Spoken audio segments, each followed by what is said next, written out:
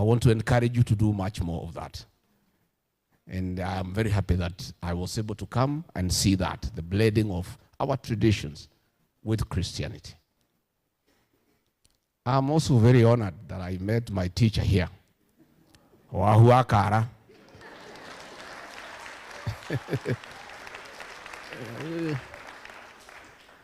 Kama Rigathi Gachagua ni kichwa ngumu.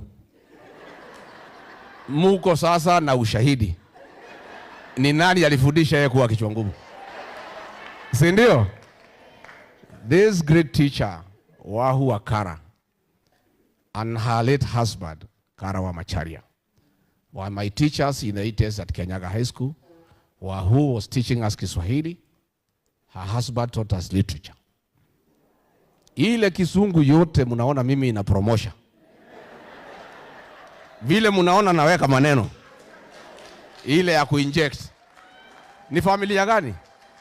Ni familia hii. And we want to celebrate our teachers. Teachers are very important.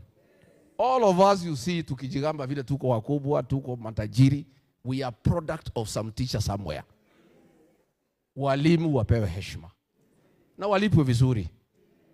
Na organiziwe insurance wasisumbuke kwa SHA. Because SHA haifanyi kazi. Na walimu watapata matatizo. Wahu Kara and her late husband, Kara Macharia,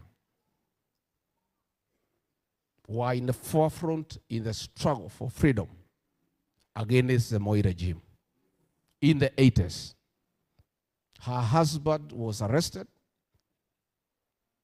and implicated on false charges of having Mwakenya leaflets.